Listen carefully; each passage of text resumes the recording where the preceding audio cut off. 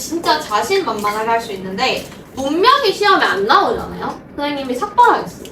진짜 이거 무조건 시험에 나와요. 이거는 춤추는 것보다 더 심각하거든요. 문명은 무조건 시험에 나올 거고 4대 문명의 특징을 해라라고 해서 최대 5문제까지 출제될 수 있는 아주 중요한 파트입니다. 인류 역사에서 고도로 발달한 사회와 문화야.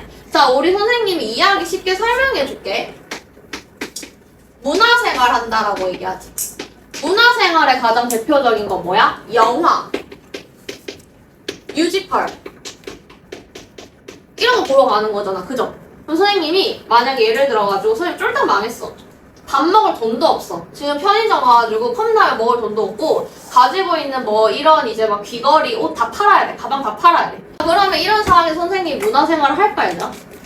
문화생활을 누가 하는 거야? 먹고 살 거 남아도는 사람들이 하는 거잖아. 그렇기 때문에 문화생활이라는 것 자체, 문화생활을 가지고 나라에서 이제 설문조사를 많이 하는 이유가 뭐냐면 현재 국민들이 얼마나 풍요롭게 살고 있는지를 파악할 때 문화생활의 척도를 보거든요. 문화생활을 많이 할수록 잘 사는 집이라는 거야, 속된 말로. 자, 그렇기 때문에 이 문화의 문자를 쓰는 거야, 문명은. 그래서 인류 역사에서 고도가 뭐야? 높게. 최첨단 고도라고 하잖아. 고도로 발달한 사회와 문화를 문명이라고 하는 겁니다. 이렇게 생각을 해주세요. 밥 먹을 게 없는데 영화나 뮤지컬을 보진 않을 거 아니야. 이렇게 생각을 해주시고. 자, 그러면 문명이 발생하는 특징이 있어요. 문명이 발생하는 특징 굉장히 중요합니다. 문명이 발생하는 특징이 있어요. 공통점이 있다라는 거야. 자, 예를 들어서 공부 잘하는 사람들의 공통점, 성공하는 사람들의 공통점, 글씨 잘 쓰는 사람들의 공통점, 그런 거 있잖아. 그것처럼 문명이 발생하는 곳에도 공통점이 있다는 겁니다. 자, 빨간색입니다. 첫 번째 강이에요, 강. 엄청 큰 강을 끼고 있어. 유프라테스강, 인더스강, 겐지스강, 나일강 등등등 강을 끼고 있습니다. 황허강 이런 식으로. 그래서 강 유역에서요, 관계농업도 선생님 밑줄을 쳐왔지. 관계농업이 뭐냐면 옆에 적겠습니다. 물을 끌어다 쓴. 자, 물이 꼭 옆에 없을 수도 있잖아. 그러면 어떤 시설 같은 걸 이용해서 물을 쭉 끌어다 쓰는 걸 관계라고 해. 이거는 언제 등장을 하게 될 거냐면요. 선생님 고등부 하고 있으니까 고1 통합사회에서요. 드럽게 많이 나올 내용입니다. 미리 알고 갑시다. 고1 통합사회에서 관계농업이 어쩌고저쩌고 하면서 어디서 나오냐? 고1 통합사회 3단원에 나올 겁니다. 미리 공부하고 갑시다. 관계농업이 뭐라고? 물을 끌어다 쓰는 농업이라고요. 자, 그러면 우리 도시국가라는 게 형성이 되게 될 건데요. 도시국가는 뭐냐면 도시들이 모인 국가라는 뜻이에요. 도시가 뭐야? 사람들이 많이 사는 걸 대도시라고 얘기를 하죠. 사람들이 많이 사는 것들이 도시가 쫑쫑쫑쫑쫑쫑 모여서 국가가 된 거야. 그게 도시국가입니다. 그러면 특징이 뭐냐? 농경이 발달했겠죠. 우리 주식은 뭐야? 밀을 재배하면 밀가루, 빵, 파스타. 쌀을 재배하면 떡, 그다음에 밥, 이런 거 있잖아. 그래서 농경이 발달했다라는 거예요. 자, 그러면 우리 볼까? 농사가 발달했어. 농사가 고도로 발달했어. 그러면 잉여인간이라고 합니다. 잉여가 뭐야? 나머지라는 뜻이야. 먹고 남는 생산물이 생기기 시작해. 잉여 생산물. 먹고 남는 것들. 자, 잉여가 뭐예요? 나머지. 먹고 남는 생산물이 생기게 되고. 자, 그러면 우리 정말 슬프지만 있잖아. 돈이 많은 사람이 있고 돈이 없는 사람이 있지. 그 다음에 생산물을 많이 가진 사람이 있고 생산물을 많이 못 가진 사람이 있겠지. 그렇게 되면 빈부격차가 생기게 되고요. 계급이 발생을 하게 됩니다. 계급이 발생하게 돼요. 근데 지금 계급이 뭘로 발생해? 자본주의가 돈으로 발생했죠. 그 다음에 너희들 학교에서는 뭘로 계급 발생해? 성적으로 발생을 하죠. 그런 것처럼 농경이 발달을 했다. 화살표를 볼까? 농사가 발달을 했어. 남는 게 많이 생기는 거야. 그러니까 많이 가진 인간이 있고요. 적게 가진 인간이 있는 거야. 그러면서 계급이 발생하게 됩니다. 계급이 발생을 하게 돼요. 그리고 이때가 언제냐면요. 청동기 시대. 청동기 시대. 그래서 우리 얼핏 기억나지 않니 얘들아? 청동기 시대 대표적인 게 뭐야? 고인돌이요. 고인돌이 뭐야? 고인돌이 최소 6톤이거든요. 그 길거리 돌아가는 게 2톤 트럭이야. 2 곱하기 3, 6톤 트럭을 사람들이 끌어올렸대. 이게 무슨 말이에요? 그만큼 이 무덤의 주인이 굉장히 그만큼의 사람을 이용할 수 있는 높은 놈이라는 거잖아. 그렇기 때문에 청동기 시대는 계급입니다. 계급이 발생하게 되고요. 청동기를 활용하게 됩니다. 이렇게 생각을 해주시면 되고, 자, 그리고 도시가 형성이 되게 되잖아. 도시가 형성이 되게 되면은 사람들이 뭘 하겠어? 서로 무역을 하게 되고요. 많은 사람들이 몰려들게 되니까 뭔가 기록이 필요하겠지. 그럼 뭐가 만들어지냐? 문자가 사용되게 됩니다. 문자. 그래서 쇠기 문자, 상형 문자, 한자 이런 것들이 만들어지게 됩니다. 이렇게 보시면 되고요. 자, 그 다음에 4대 문명의 형성이라고 해서 지도의 별표 5개 치겠습니다. 지도의 별표 5개. 무조건 나와요. 지도의 별표 5개. 어차피 고등학교 2학년 선택 과목 동아시아사에서 나옵니다. 자, 4가지의 문명이 등장을 할 건데요. 1번 메소포타미아 문명. 자, 암기하기 어려우면은 메시드 포테이토, 메시포테이토 뭐 이런 식으로 암기해도 되고, 메소포타미아 이런 식으로 음절을 주세요. 메소포타미아. 선생님도 사투리스가 더 잘 되는데 메소포타미아, 메시포테이토 뭐 메시드 포테이토 이렇게 암기할 때 메소포타미아 1번, 메소포타미아 1번. 자, 2번 이집트. 2번 이집트. 자, 3번 우리 중국 황하 문명. 3번 황하 문명. 중국 문명이라고 하기도 하고 황하 문명이라고 하기도 하는데 우리 비상 교과서에서는 중국 문명이라고 하기 때문에 뭐 쫙쫙 끄셔도 되고 안 끄셔도 되고 중국 문명이라고 암기를 하세요. 내신의 교과서가 왕입니다. 중국 문명. 자, 그 다음에 요것도 쫙쫙 끄읍시다. 그냥 교과서대로 갑시다. 인더스나 뭐 마찬가지인데 인도 문명입니다. 인도 문명. 4번 인도 문명. 자, 너희들이 생각을 할 거야. 선생님은 사실 돈이 아무리 많아도 인도 여행은 안 가고 싶거든요. 인도 여행 가가지고 살아남은 사람을 못 봤는데 배탈이 안 걸린 선생님 친구를 못 봤는데 가끔 좀 이제 스마트한 친구들이 이런 생각을 해. 선생님, 인도는 개들어온 국가인데 후진국인데 왜 인도에서 문명이 발생을 했어요?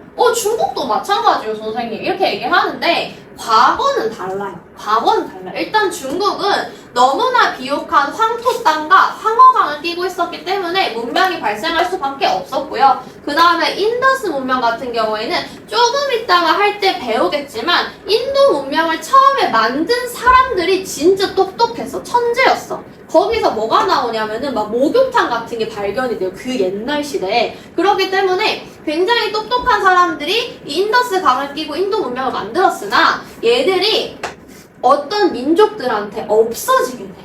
개발리게 돼. 그렇게 되면서 지금의 우리가 생각하는 그 인도 사람들이 여기 인도에 있기 때문에 후진국이 아닌가라고 생각을 하게 되는 겁니다. 어쨌든 처음은 아니었다라는 거 기억을 해주시면 되겠어요. 그래서 이렇게 4가지 문명이 등장을 하게 되고요. 선생님이 암기를 하라고 한 이유는 뭐였냐?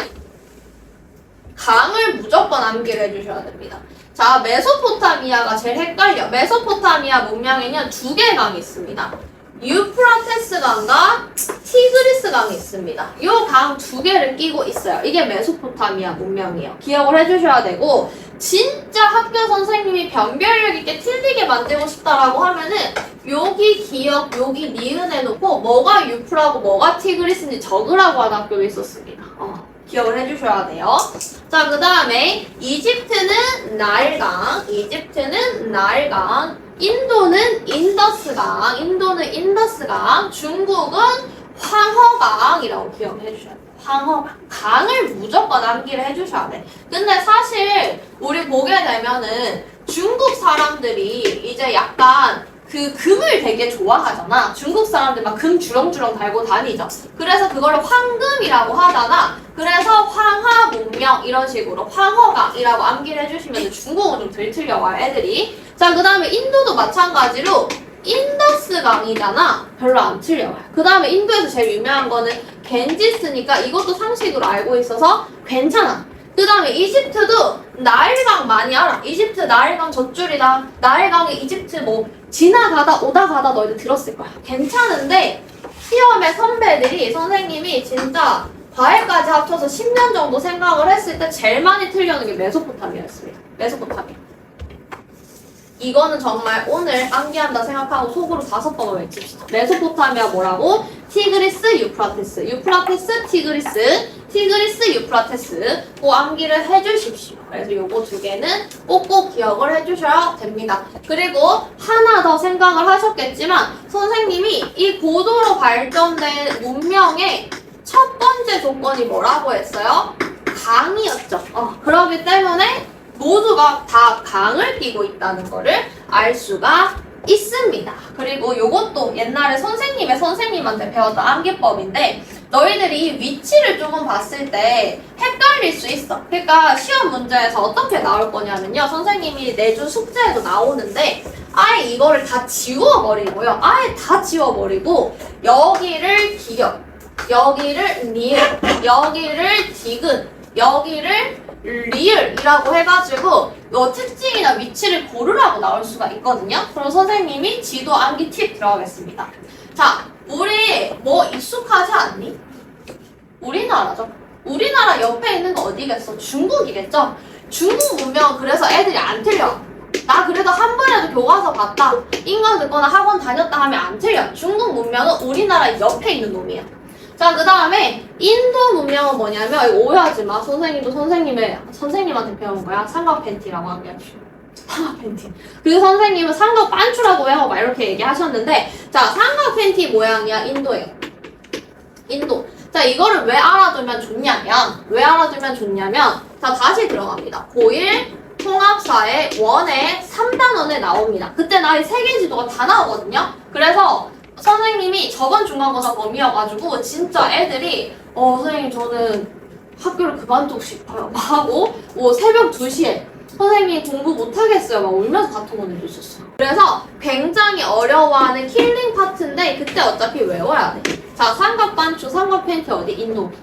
삼각형 모양이야 어디? 인도. 트라이앵글이라고 하셔도 돼요. 삼각반추 좀 그러면. 자, 그 다음에 메소포타미아 어떻게 해주시면 되냐면 도끼요, 도끼.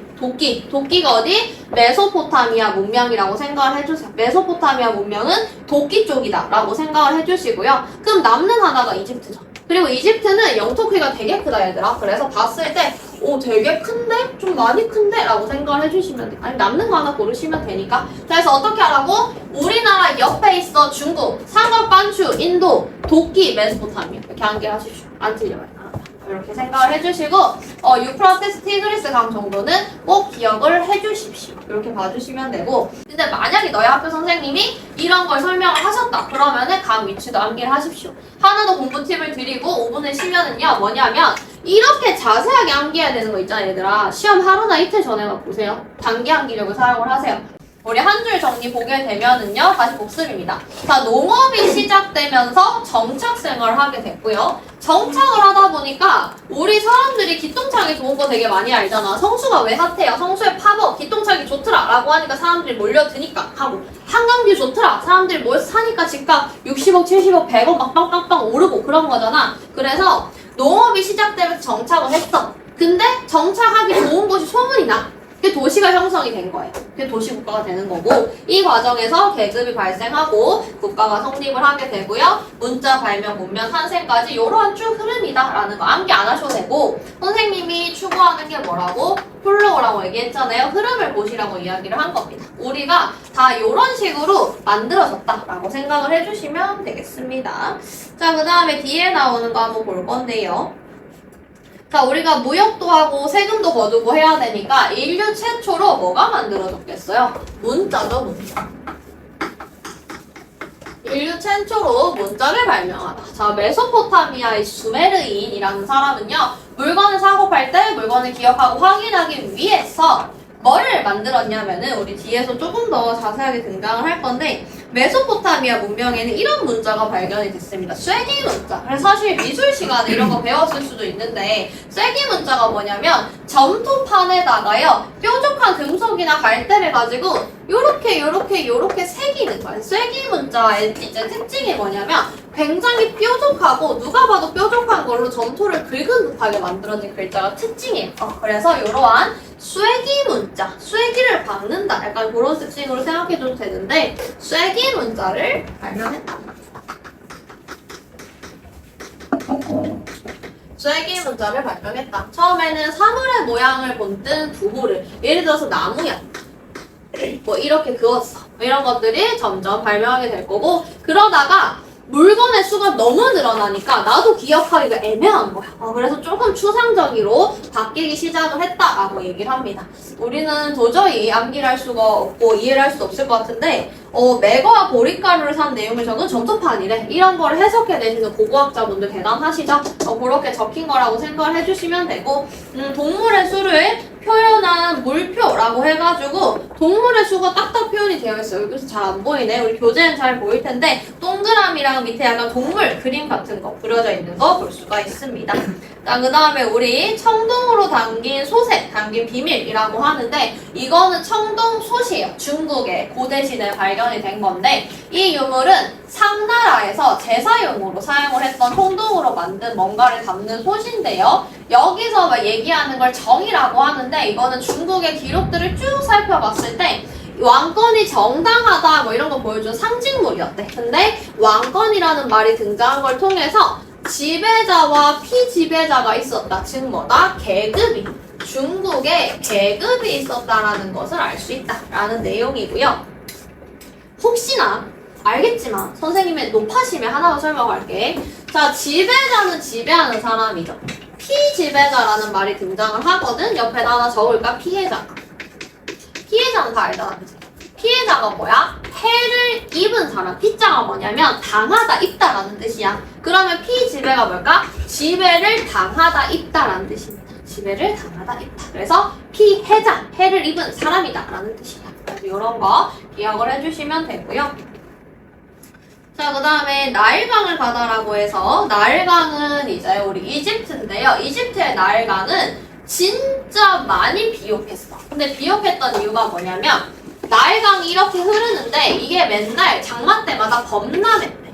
물이 넘쳤대. 그래서 주변의 땅이 굉장히 비옥해지게 되면서요. 농사가 잘 되는 뭐 그런 구조였다고 얘기를 합니다. 그래서 뭐라고 해요? 우리가 선생님 저는 분유 먹었는데요 하지 말고 자라면 뭐 먹고 자라요? 엄마 젖을 먹는다고 표현을 하죠. 그래서 우리는 영양분을 공급받거나 굉장히 비옥한 곳을 가지고 젖줄이다 라는 식으로 많이 비유를 합니다. 그것도 알아두고 가십시오. 자, 그리고 요거 같은 경우에는 그림 자료가 하나 등장을 하는데 우르의 기라고 해서 기는 깃발이거든요. 이게 뭐냐라고 얘기하면 도시국가 우르라고 하는 고대 국가가 있는데 여기 무덤에서 나온 유물이야. 근데 여기서 보게 되면 지배층이 연애, 파티를 즐기는 모습과 가축과 곡식을 나르는 사람들의 모습이 그려져 있대요. 그래서 이 당시 사람들이 이 유물을 딱 출토하고 뭘 알게 됐냐면 이 우르라고 하는 굉장히 오래된 도시국가, 문명국가에서 이미 계급이 발생을 했고 그 다음에 가축과 곡식을 나눈 사람을 통해서 농경이 시작되었고 뭐 이런 것들을 우리가 알 수 있었다라고 해서 나와 있는 유물이야. 사실 그렇게 중요하진 않은데 특히 역사 과목에서 이런 거 안 보고 지나가잖아. 시험에서 틀려요. 그래서 선생님이 적어놓은 거기 때문에 우르의 기가 뭐 이런 내용이구나. 그래서 디테일하게 보게 되면은 목축을 했구나. 그 다음에 여기서 뭔가 농사 지은 거를 짊어지고 가는구나. 그 다음에 한쪽에서는 파티를 벌이고 있구나. 뭐 이런 것들을 알 수가 있다는 겁니다. 자, 이제 첫 번째 메소포타미아 문명으로 가도록 하겠습니다. 메소포타미아 문명. 자, 별 옆에 메소포타미아 문명이라고 적어주십시오. 한 번이라도 적으면은 암기가 잘 됩니다. 메시드 포테이토 메소포타미아라고 적어주십시오. 메소포타미아. 선생님, 그러다가 메시드 포테이토라고 적으면 어떻게 하는 그 정도의 친구들은 없습니다. 메소포타미아라고 잘 외워요. 메소포타미아 문명이 되겠고요. 문명까지. 자, 기원전 3500년경 이런 거 얘기했죠. 선생님이 뭐라고? BC. Before Christ. 예수가 태어나기 3500년 전이구나 라고 생각을 해주시면 돼. 기원전 3500년경 서아시아라고 하는 수메르인의 밑줄. 선생님이 빨간색으로 밑줄 치는 거는 좀 복습하면서 암기를 해주셔야 돼요. 우리 공부는 사실 자습이 제일 중요한데요. 어떠한 선생님, 어떠한 1차 강사가 가르친다고 하더라도 본인이 소화하는 시간 안 가지면 성적 안 오릅니다. 그러면 우리 그렇게 치면은 유명하다는 선생님 강의만 쫙 끌어가지고 예를 들어서 메가패스 끊는 친구들 다 서울대 가야지. 아니잖아, 그죠? 자습하는 시간이 필요하기 때문에 수메르인 이런 거 좀 암기를 해주세요. 자, 그래서 메소포타미아 문명은요, 기원전 3500년경 서아시아에 있는 수메르인이요, 메소포타미아 지방에서 도시국가를 건설을 했어. 자, 첫 번째 누가 만들었다고? 수메르인이 만들었다. 수메르인이 만들었다고. 자, 그리고 밑줄 치겠습니다. 특징은 개방적 지형이에요. 개방적 지형. 특히 지형 자체가 열려 있어요. 아까 전에 기억을 해볼까? 이렇게 도끼 모양이었죠. 지금 사방이 다 뚫려 있는 거 확인할 수 있죠. 사방이 다 뚫려 있어요. 그렇기 때문에 뭐가 있었냐면 이민족의 잦은 침입이 문제가 됩니다. 잦은 침입 이꼴로 뭐라고 적을 수가 있어? 전쟁. 전쟁이 잦았다는 거야. 그러니까 내가 오늘 죽을지 내일 죽을지 몰랐다는 거야. 우리가 지금 전시사항이라고 해볼까? 이렇게 평화롭게 수업을 할까요? 피는 가야죠, 빨리. 그렇기 때문에 사람들은 항상 언제 죽을지 모르는 두려움에 살고 있었어. 그래서 현실을 중시합니다. 현실을 중시. 자, 이게 무슨 말이냐면, 자, 예를 들어가지고요. 요즘처럼 먹거리가 넘쳐나는 시대니까 더 그렇겠지만, 누가 선생님한테 소 한 마리를 줬어요. 그래서 아싸 한우 막 그러면서 선생님한테, 근데 그 사람이 야, 이 소 한 마리 오늘 안에 다 먹어 그러잖아. 그럼 어떡하겠어? 먹을 만큼 먹고 나머지는 너무 비싸도 나눠주거나 버리겠죠. 이거 누가 막 꾸역꾸역 한 마리를 어떻게 다 먹어요, 그죠? 근데 메소포타미아 사람들은 한 마리 다 먹어. 왜냐면 내가 내일 죽을지 오늘 죽을지 모르는데 무조건 다 먹어 하면서 최대한 우겨넣는 그런 이미지를 상상을 해주세요. 왜? 개방적이었고요. 굉장히 전쟁이 잦았기 때문에 내가 오늘 죽을지 내일 죽을지 몰라. 그러니까 오늘이 제일 중요하다는 거야. 그래서 소 한 마리가 있으면 최대한 배에다 집어넣고, 오늘 내가 좋아하는 사람, 사랑하는 사람이 생겼어? 최대한 사랑하고, 내가 오늘 가족과 뭘 해? 최대한 즐기고, 이런 사람들이었다라고 생각을 해주시면 되겠습니다.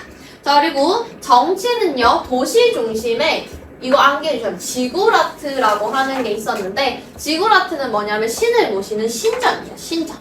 신전을 건설했고요. 왕이 신의 대리인으로서 백성을 통치했습니다. 자, 개방적 지형이었다. 잦은 침입이 있었고 현세를 중시했다. 그 다음에 지구라트라는 신전이 있었다. 이런 키워드 나오면 무조건 메소포타미아 생각을 해주셔야 되고, 다시 복습이죠. 내세가 선생님이 뭐라고 했어? 저승이라고 이야기했죠. 그죠? 근데 저승, 죽은 이후의 세상보다는 현재가 훨씬 중요했다라는 겁니다. 현재가 훨씬 중요했다. 자, 이거를 알 수 있는 시험에 진짜 많이 나오는 별표 3개. 시험에 진짜 많이 나오는 예시가 있습니다. 자, 우리 중등 정도 올라가게 되면요. 메소포타미아 문명은 현재를 중시했다. 이렇게 잘 안 나옵니다. 어떤 식으로 표현하냐면 이게 드러나 있는 길가메시 서사시라는 시를 한 편을 딱 보여주고 여기서 너희들한테 추론해내라고 얘기해. 그게 독서형이잖아. 그죠? 그래서 우리 한번 길가메시의 서사시 보고 가도록 하겠습니다. 다음 장 넘겨주시면 나오고요. 자, 길가메시 서사시 이렇게 생겼어요. 이게 뭐예요? 라고 하는데 메소포타미아 사람들 쐐기문자라고 했죠. 쐐기문자예요. 점토판에 새겨진 거 있고 이거를 해석하시는 고고학자분들이 해석을 했습니다. 이렇게 생긴 게 우리 교과서에 안 실려 있는데 선생님 넣었고요. 길가메시 서사시 점토판 유물이고요. 이걸 통해서 알 수 있는 걸 보겠습니다.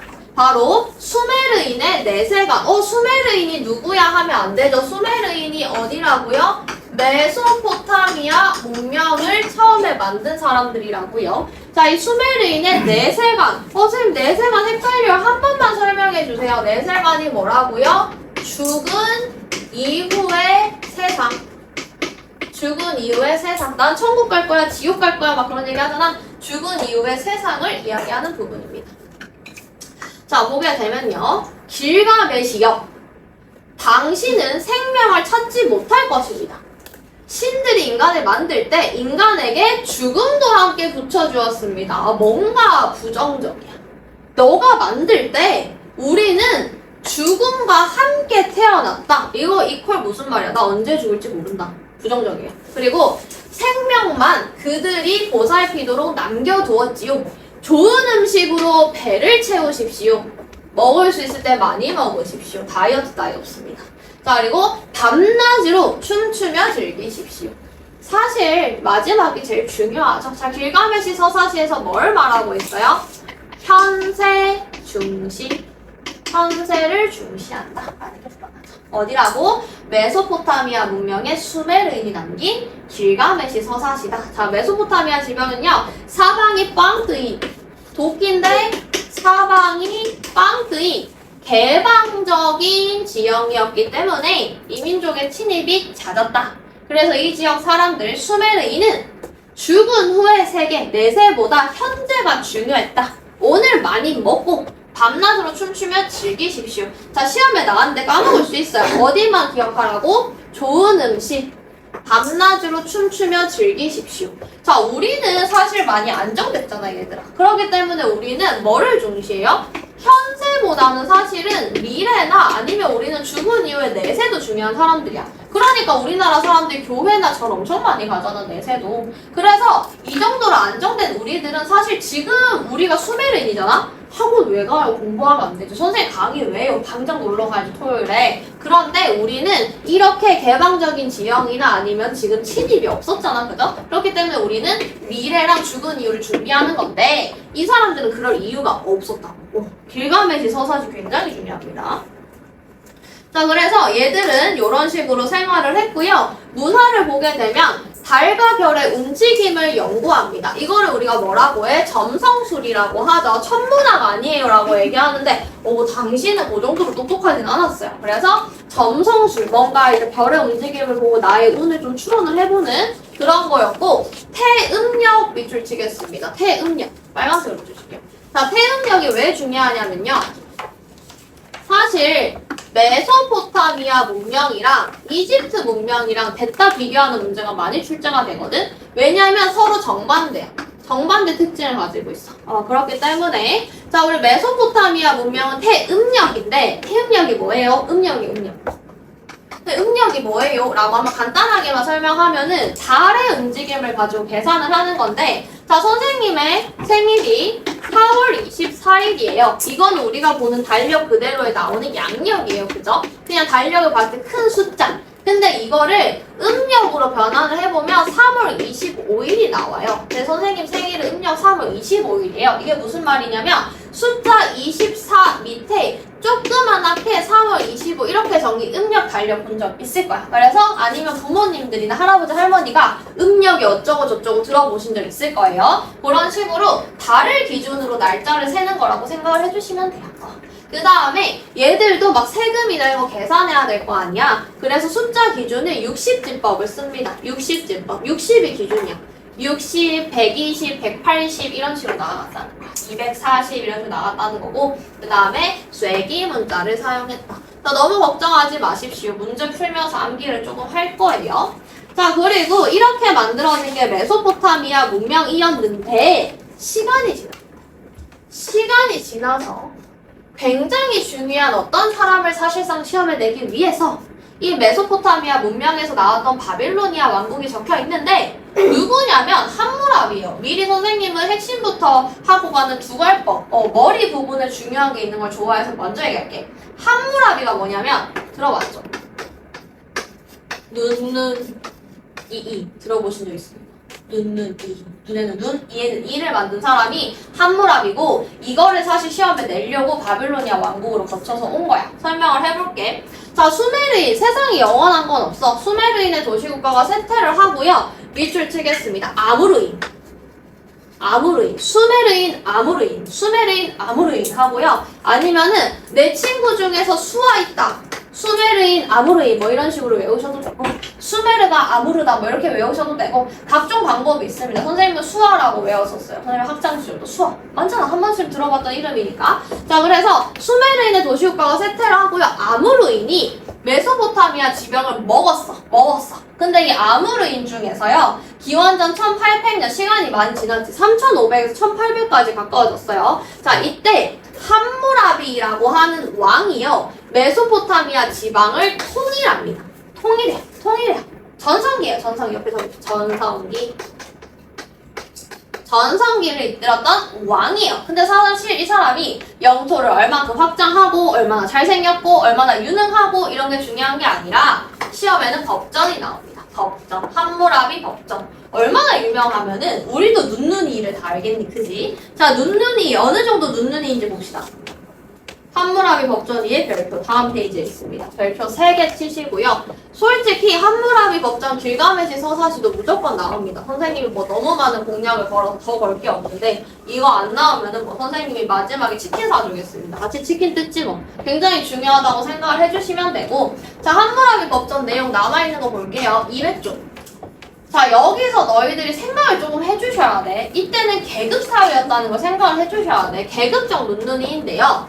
자 만약 maybe 귀족이 자기와 같은 신분인 사람의 이를 부러뜨렸다. 이감은 이빨을 부러뜨렸다면 그의 이를 부러뜨릴 것이다. 자 근데 여기서 밑줄 귀족이 자기와 같은 신분일 때 뭐가 가능하다? 눈이가 가능하다는 거죠. 이빨엔 이빨을 부러뜨리는데 이게 진짜 대박인 거지. 예를 들어가지고 선생님이 누구랑 싸웠어. 앞니가 이렇게 있는데 누가 앞니를 요만큼 부러뜨렸어. 그러면은 걔 잡아주고요. 진짜로 선생님한테 이빨 부러뜨리라고 해. 이렇게 해서 이빨 부러뜨리면 되는 거야. 이게 함무라비 법이에요. 대단하죠? 자 근데 만약 귀족이 평민의 이를 부러뜨렸잖아요. 그럼 평민이 귀족의 이를 똑같이 부러뜨릴 수 있는 게 아니라 은하 3분의 1 미나를 줄 것이다. 돈으로 줘도 된다는 거야. 자, 요걸 통해서 우리 뭐를 추론해낼 수 있다? 우리 평가원에서 뭐라고 했다고 수능에? 독서형 낸다고. 무슨 말이야? 계급이 있었구나. 계급이 있었구나 라는 걸 알 수가 있죠. 자, 그리고 만약 자기보다 높은 신분인 사람의 빵을 촥 때렸다면 그는 공개된 자리에서 채찍 60대를 맞을 것이다. 자, 이것도 웃기잖아. 그죠? 대놓고 신분이라고 나와있어. 만약 자기보다 높은 신분의 뺨을 때리잖아? 그럼 나는 채찍 60대를 맞아야 되는 거야. 그러니까 신분이 다르면 뺨 한 대가요.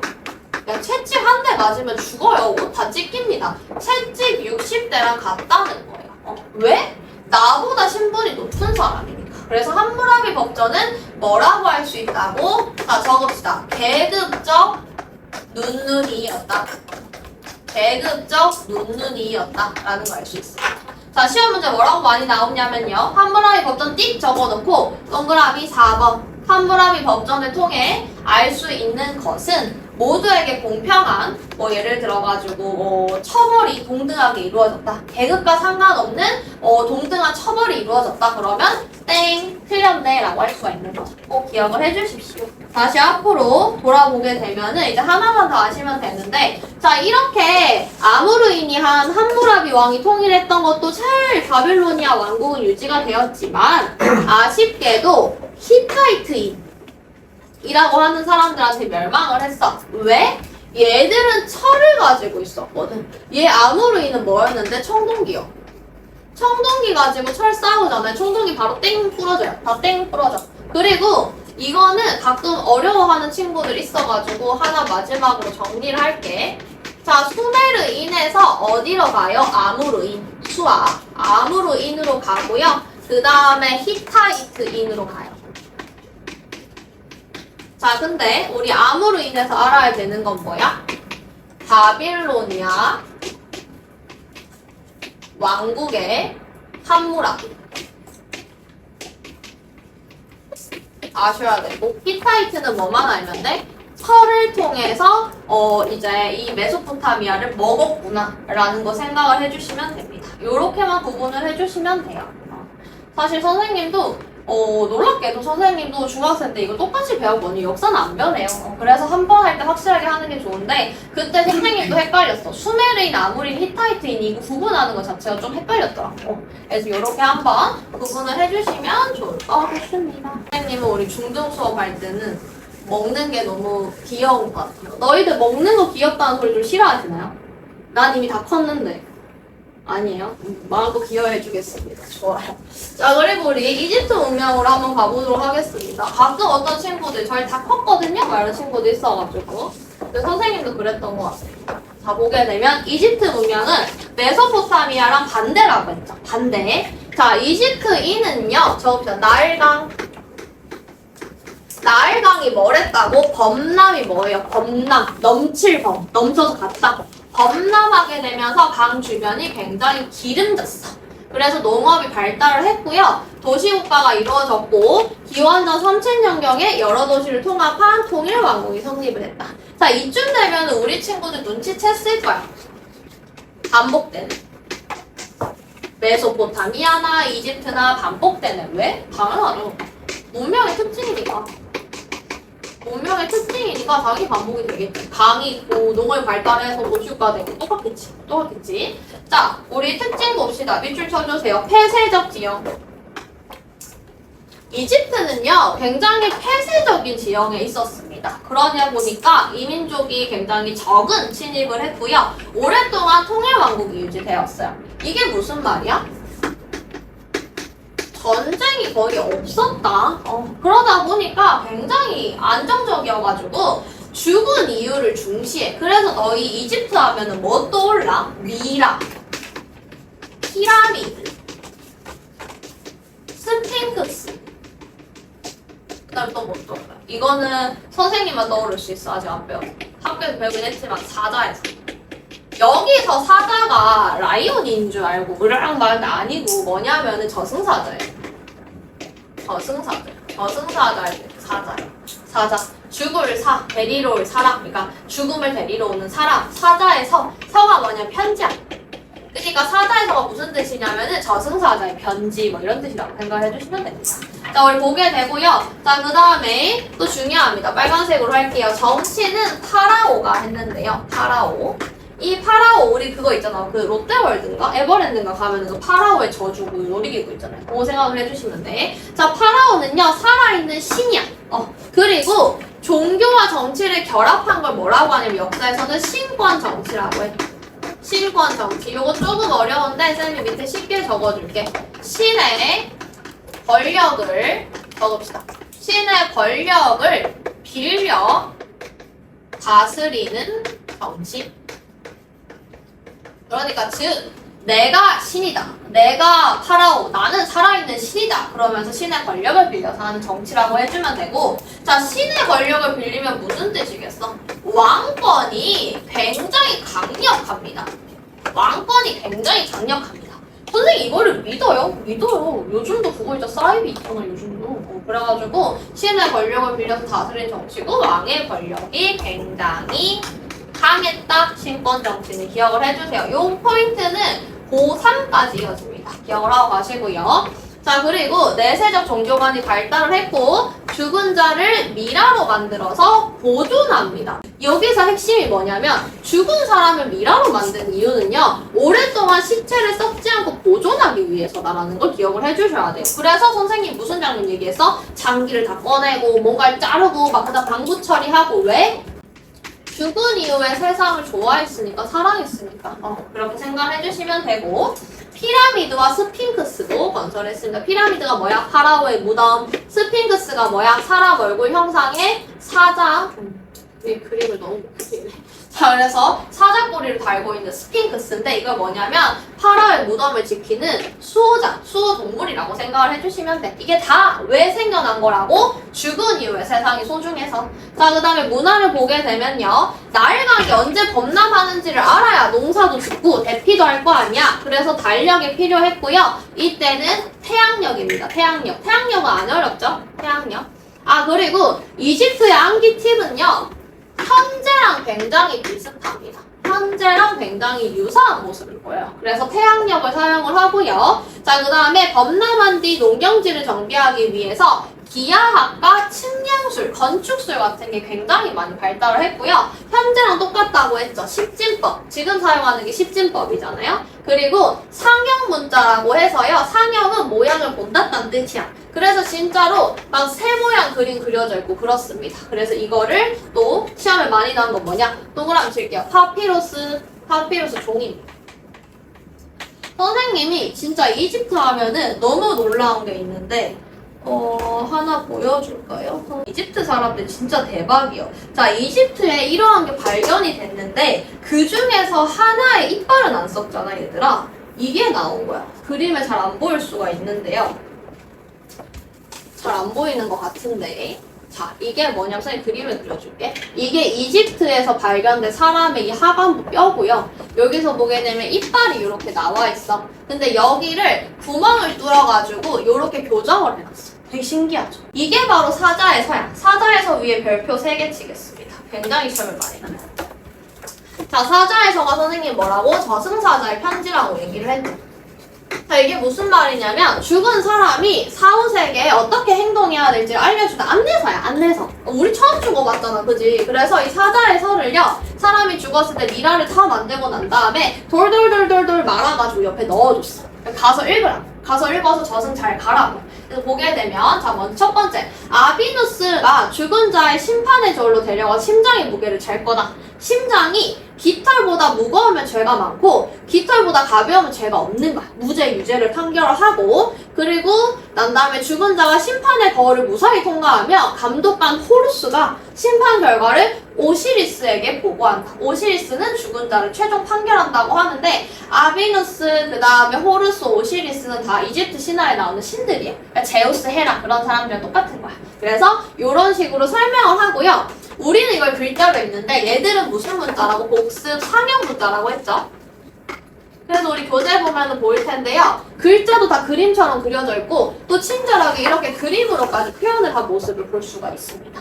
이런 식으로 생각을 해주시면 되겠습니다. 이게 사자의 서예요. 굉장히 시험에 잘 나오고요. 이제 다 왔습니다. 인도 문명으로 한번 가볼게요. 인도는 되게 안타까운 국가예요, 얘들아. 엄청 똑똑했는데요. 얘들이 어떤 애들한테 먹히게 되면서 지금의 그러한 모습을 가까워졌다고 생각을 해주시면 돼. 자, 인도는요, 인도 북서부 인더스강 주변에 기름진 토양에서 일어나게 됐고요. 일찍부터 발견했다는 거 복습, 이제 지겹고, 자, 빨간색 밑줄.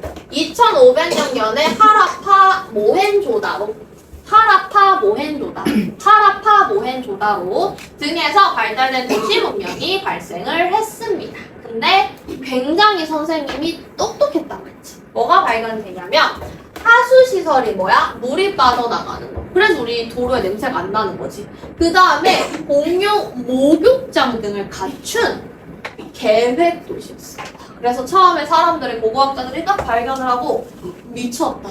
개 똑똑하다 이랬어. 인도 굉장히 똑똑합니다. 하수시설, 목욕장 등을 갖춘 계획도시였다라는 거 생각을 해주시면 되고요. 청동기와 그림 문자를 사용했고 메소포타미아도 교육했습니다. 근데 이것만 알고 넘어가면 됩니다. 자, 그리고요. 요렇게 똑똑했어. 하라파와 모헨조다로, 특히 모헨조다로가 많이 나오는데 모헨조다로 등에서 이렇게 인도가 멋있게 쭈룩 나왔는데 이 아리아인들로 인해가지고 조금 힘들어지게 됩니다. 자, 무슨 일인지 볼게요. 자, 아리아인과 카스트제라는 게 연결이 되게 되는 모습을 봐주시면 되는데요. 아리아인이라고 하니까 아리아, 이응, 인도 좀 비슷하죠? 그렇게 생각을 해주시면 되는데 이 아리아인들은요 기원전 1500년경에 중앙아시아에서 원래 유목을 하고 있던 애들이었어. 근데 유목이라는 게 너희들이 또 통사 3단어 스텝기후라고 해서 건조기후가 나오는데 어쨌든 몽골인들처럼 그렇게 돌아다니면서 동물을 키우면 사실상 먹고 살기가 조금 빡세겠지. 난이도가 레벨이 좀 어려울 거 아니야. 그래서 얘들이 고민을 하다가 야 인더스강이 되게 비옥화돼 하면서 이동을 한 거야. 그리고 기원전 1000년경에는 겐지스강까지 인도로 쭉 내려온 거야. 근데 중요한 건 얘들이 뭘 사용했냐? 히타이트인이랑 비슷하죠? 철제를 사용을 한 거야. 철을 사용한 거야. 그래서 얘들이 어떻게 하냐면 아리아인들이요. 이 히타이트나 이런 데 사는 애들을 다 없애버리고 차지합니다. 뭘 통해서 지배해버리냐? 철제를 통해서 지배해버리고 자, 그래서 아리아인의 원주민을 지배하고자 만든 거 빗줄 카스트제, 바르나라고 하기도 합니다. 바르나. 자, 카스트제가 뭡니까? 별표 3개 무조건 시험에 나옵니다. 이것도 시험에 안 나오면은 선생님이 춤추겠습니다. 자, 보게 되면 자, 이렇게 4단계로 이루어지게 되는데요. 1등 신분이 브라만입니다. 브라만은 뭐 하는 사람이냐? 제사를 담당하는 사람입니다. 신을 모시는 사람이에요. 선생님 제사장이 왜 신분이 높아요? 당시에는 신을 모시는 사람이 굉장히 신분이 높았습니다. 신을 모시는 사람이라고 생각을 해주면 되고 두 번째 크샤트리아. 크샤트리아가 누구냐면은 왕족이랑 귀족이에요. 이게 무슨 말이야? 왕족, 귀족보다 제사장의 신분이 더 높았다는 겁니다. 자, 그 다음에 3등 바이샤가 뭐냐면은 평민이에요, 평민. 우리 같은 사람들은 평민. 그 다음에 네 번째 수드라. 이거는 한 번쯤 너희 들어봤을걸? 선생님 초딩 때 이 오스트랄로피테쿠스야, 이 수드라야, 이게 유행했어요. 그래서 선생님이 이제 공부하는데 알고 있었는데 수드라가 뭐냐면 최고 하층민. 이러한 신분제도를 만들었는데 왜 만들었겠어? 아리아인들이 지들이 이거 다 먹고요. 원래도 똑똑했던 애들 있잖아. 막 계획도시 만들어도 모헨조다로 이런 애들을 다 여기로 집어넣어버립니다. 자연현상을 다스리는 여러 신에게 제사를 지내는 게 이 브라만 교육이기 때문에 또 이런 거를 만들고 난 다음에 암기를 해주셔야 되는데 베다가 뭐냐면 이 카스트제를 믿는 이 브라만들의 노래, 찬송가, 뭐 불경 이렇게 생각을 해주시면 돼서 베다를 완성을 했고요. 이 과정에서 브라만교가 만들어져가지고 지배 계급인 브라만은 종교적 권위를 내세워서 각종 특별한 권리, 특권을 누리게 됩니다. 특권을 누리게 되고요. 우리 밑에 나오는 지도 한번 봅시다. 자, 우리 지도 한번 보게 되면 처음에는 분명히 하라파와 모헨조다로에서 굉장히 똑똑한 애들이 있었는데 여기 나오는 이 화살표가 뭐라고? 아리아인이 이동이라고. 아리아인이 누구? 지금의 조금 상태 안 좋은 인도인이라고 했잖아. 그래서 얘들이 이렇게 내려오고 이렇게 내려와서 삼각반주 인도를 거의 다 차지를 하게 될 겁니다. 인도를 거의 다 차지를 하게 됐다라고 생각을 해주시면 되고요. 자, 이제 마지막입니다. 중국 문명으로 가보도록 하겠습니다. 자, 중국 문명은요 굉장히 오래됐어요. 기원전 8000년경에서 6000년경, 그러니까 거의 2000년에 걸쳐가지고요 황허강 유역과 창창강 유역 등에서 신석기 문화부터가 등장을 했는데, 자, 여기서 황허가 뭐냐면은 황토랑 같은 의미예요. 황토처럼 굉장히 비옥한 땅들이 있었고 누래요. 그래가지고 황사를 떠올리죠. 자, 중국 하면 뭐야? 황토흙, 황사 이런 거 떠오르잖아, 그죠? 그래서 황허강이라고 암기를 해주시면 되고, 기원전 2500년경에 농경이 발달한 황허강을 중심으로 초기 국가가 형성되기 시작했다. 이게 무슨 말이냐면 중국 문명은 되게 역사가 깊어서 8000에서 6000년 다른 데보다도 훨씬 오래전, 우리 아까 3500년 이랬잖아. 훨씬 오래전부터 이 강 주변에서 신석기 문화가 등장하기는 했는데 2500년경이 되면서 황허강을 중심으로 지금 도시국가, 초기국가가 형성이 되었다. 그거를 이렇게 풀어서 쓴 겁니다. 그리고 상나라 별표. 자, 선생님 상나라 못 외우겠어요 하면 선생님이 바로 암기하게 해줄게요. 자, 중국사는요 굉장히 역사가 길어요. 그죠? 굉장히 역사가 길어요. 청나라까지 굉장히 역사가 길고 웬만하면 한 글자잖아, 한 글자. 자, 근데 그 시작점이다 뭐라고 해? 자, 만화책 상권, 만화책 하권 이런 식으로 얘기하죠. 삼국지 상, 삼국지 하, 그 다음에 뭐 중 이런 식으로 읽기도 하지만, 그래서 상이 뭐야? 제일 첫 번째로 뜻하는 한자거든요. 그래서 상나라예요. 제일 처음이다. 상나라다 라고 암기를 해주세요. 상나라다 이렇게 암기를 해주세요. 기원전 1600년경 황허강 중류지역에서 성장을 했고요. 왕이 정치와 제사를 주관을 했다. 이때까지는 웬만하면은 한 사람이 정치와 제사를 다 중요해. 자, 요거 조금 난이도 높일게. 선생님 조금 욕심내서 너희들 잘 따라오니까 고등 과정 한번 가볼게. 자, 한 사람이 정치와 제사를 모두 다 하는 걸 뭐라고 하냐면 대정일치라고 합니다. 이거는 선생님이 너희들 워낙 열심히 필기하고 잘해가지고 지금 쓱 보고 약간 난이도 레벨업 한 거야. 자, 제사를 하는 짱과 정치를 하는 짱이 한 명으로 일치해요. 제정일치사입니다. 이렇게 생각을 해주시면 되고요. 자, 근데 아직까지 얘들이 첫봤다라네. 상이라며, 상. 그러다 보니까 똑똑하지 못해. 그래서 어떤 식으로 정치를 하냐면 놀랍게도요. 점을 쳐서 정치를 합니다. 점을 쳐서 정치를 합니다. 자, 예를 들어가지고 선생님이 이런 식으로 하는 거야.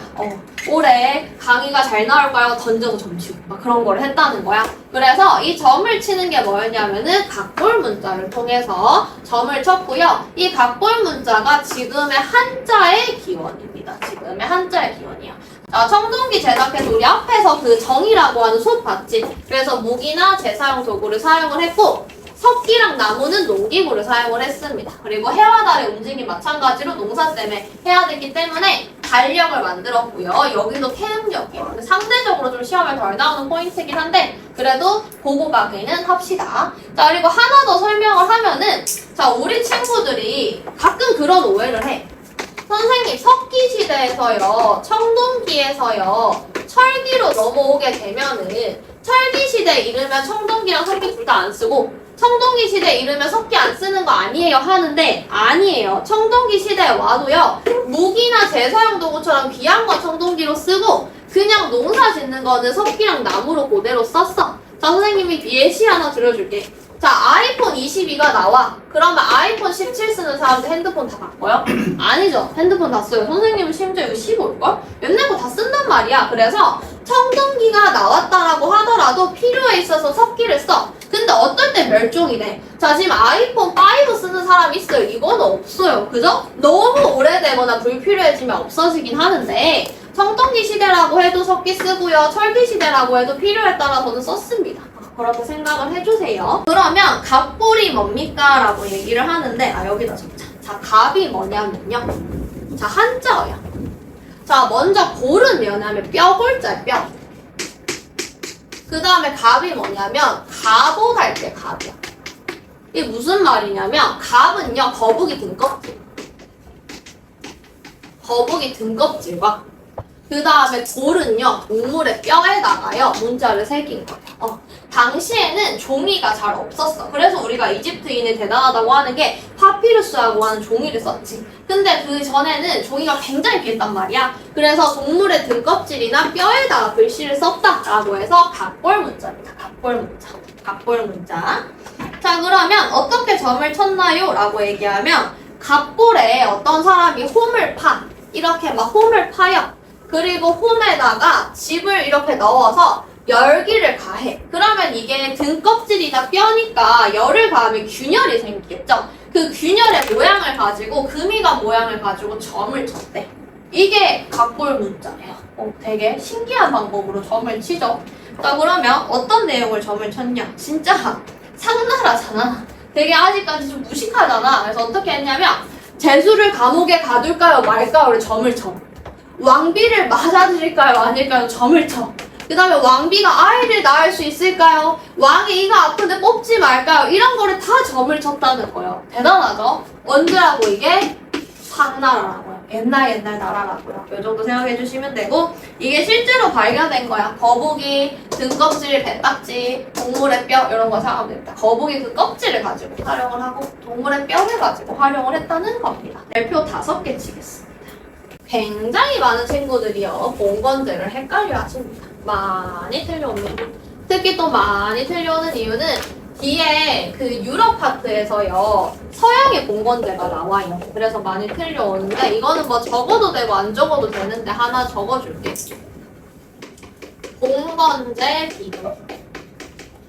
자, 먼저 중국의 봉건제가 있습니다. 중국의 주나라. 그 다음에 이게 첫 번째고요. 두 번째는요. 그냥 서양이라고만 쓸게. 서양에도 봉건제가 있거든. 근데 두 개 차이가 뭐냐면 중국 주나라의 봉건제는요. 혈연관계. 혈연관계가 뭐야? 가족. 피를 섞인 혈연관계를 중심으로 봉건제가 이루어지고요. 그 다음에 서양 같은 경우에는 서양이잖아. 개인주의. 계약관계를 가지고 봉건제가 이루어집니다. 그래서 너희들이 이제 문제를 쭉 풀 때요. 혈연이라는 키워드가 나오잖아. 중국이구나. 그 다음에 계약이라는 키워드가 나오잖아. 서양이구나 라고 생각을 해주시면 되겠습니다. 주나라는요. 상의 서쪽에서 일어난 주고요. 기원전 11세기 상을 무너뜨리고 황허강 유역을 차지합니다. 이거를 다른 말로 독서하면 뭐라고 돼? 이것까지 머릿속에 들어가줘야 돼. 중국의 역사의 흐름은 상나라 이후의 주나라. 이렇게 생각을 해주실 수 있어야겠지. 자, 이렇게 봐주시면 되고요. 봉건제 별표 3개 치라고 했죠. 굉장히 중요해요. 봉건제. 자, 봉건제가 뭐냐라고 보게 되면은 자, 이제 시간이 지나가지고 이 약간 주나라 왕이 배가 불렀어. 땅덩이가 너무 넓어. 나 혼자 도저히 못 다스리겠는데? 라고 생각을 해서요. 수도 부근은 왕이 직접 통치를 해. 수도 쪽은 내가 다스릴게. 근데 나머지 땅덩이 너무 큰 거야. 그래가지고 나머지 지역은 동그라미 제후라고 하는 제후들이 나누어 다스리도록 했습니다. 제후는 약간 왕다운 높은 신분이라고 생각을 해주면 돼. 근데 이 제후들 같은 경우에는 뭐였다고? 선생님 키워드 혈연관계. 자, 예를 들어가지고요. 선생님이 회사를 차렸다? 근데 선생님 회사를 차렸는데 약간 돈 관련해서 뭔가를 맡겨야겠어. 내가 직접 하기에는 너무 바빠. 근데 이거를 어떤 사람을 고용해서 쓰는 것보다는 선생님의 뭐 사촌 동생 아니면 선생님의 엄마 아빠 사돈의 팔촌을 쓰는 게 훨씬 안심이 되긴 하겠지. 그래도 가족이니까. 그래서 우리 가족 회사 되게 많잖아. 그래서 혈연 관계를 가지고 한 거야. 왜냐면 내가 다 다스리기는 좀 빡센데 나머지 땅을 또 다른 사람들 남한테 맡기기 조금 마음이 불안한 거야. 그래가지고 제후들 누구? 왕과 혈연 관계. 즉 무슨 말이겠어? 대부분 왕족이라는 소리겠죠. 이 왕족들한테 나누어 다스리도록 했는데 시간이 지나니까 이 가족 관계가 느슨해지는 거야. 느슨해졌다는 게 무슨 말이냐면 가족 사이도 안 좋아졌다는 것도 포함될 뿐더러 점점 봐라. 바로 나 선생님에서 내가 있어. 바로 엄마나 아빠나 아니면 형제 관계처럼 이렇게 한 가족이었는데 나중에 저기 무슨 뭐 16촌 아니면 8촌 선생님 8촌 얼굴 본 적도 없어요. 이렇게까지 느슨해지게 되니까 당연히 봉건제는 제대로 실시가 되지 않고요. 왕실의 권위도 약화가 되게 됩니다.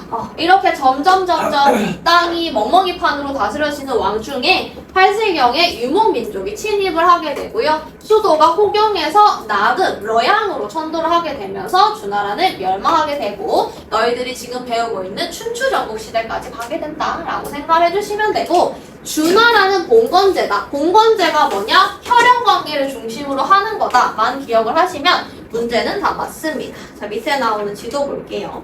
요거 보면 이해되지 얘들아? 처음에 상나라가 다스렸을 때는 사이즈가 중국 사이즈가 요래서 왕이 혼자 다 다스렸는데 나중에 주나라가 가니까 사이즈가 이렇게 커진 거야. 그래가지고 아씨 이거 나 혼자서 못 다스리겠는데? 라고 생각을 해서 이제 처음에 호경이고 그 다음에 나독으로 갔지만 요 중심은 요 부분 정도는 왕이 직접 다스리고 나머지는 제후들한테 쪼개주다 보니까 결국 주나라는 망했다 라고 얘기를 해주시면 되고 요게 봉건제 그림입니다. 자, 봉건제 그림 별표. 봉건제 그림 별표. 자, 너희들 이런 거 그림 보면 그냥 넘어가시는데요. 자세하게 보고 해석을 해주셔야 돼요. 자세하게 보고 해석을 해주셔야 돼요. 하나 볼까? 자, 여기서 보게 되면은 얘가 누구야? 얘가 왕이겠지. 그 다음에 여기 이렇게 보게 되면 그림을 잘 그려놨어. 이렇게 분배가 돼 있잖아. 그치? 이렇게 나눈 애들이 누구겠어? 제후겠지. 얘가 제후겠지. 얘도 제후겠지. 주황색 옷 입은 애들 다 제후겠죠. 자, 근데 한 놈들이 더 있는데요. 얘들은 뭐죠? 얘들이 뭐냐면 얘들 몰라야되는데 얘들은 경대부라고 하는 사람들이야. 그림만 봅시다. 자, 주왕실은 밑줄 혈연 관계로 맺어진 친척이나 상을 무너뜨리는데 엄청 큰 도움을 준 공을 세운 신하 공신을 제후로 임명하고 이들에게 땅을 주어서 다스리게 했어요. 근데 공짜는 없겠지. 그래서 먼저 왕이요 제후한테요 땅을 줘요.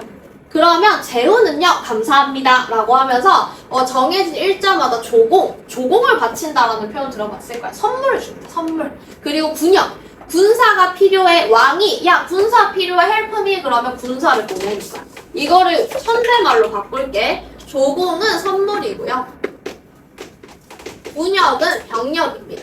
병력이 뭐예요? 군사의 힘이죠. 병사를 보내준다 라고 생각을 해주시면 되겠습니다. 자, 그리고 제후도 솔직하게 중국 땅덩어리가 좀 넓어요. 힘든 거야. 그래서 얘들도 누구를 써? 경대부를 써. 어떻게 썼냐면은 제후들이요 경대부한테요 마찬가지로 땅과 관직을 줘. 그러면 경대부도 마찬가지로 조공과 군역을 주는 거야. 그래서 사실 이 부분은 그냥 반복입니다. 반복 생각을 해주시면 되고 이런 식으로 점점 나누면 지금 땅덩어리가 계속 쪼개지고 있죠. 이거는 뭐냐면은 하나의 결속력이 점점 와해되고 있었다는 거야. 그러다 보니까 어떻게 돼? 주나라는 망했다. 자, 이거의 중심은 뭐였다? 혈연관계였다 라고 생각을 해주시면 되겠습니다.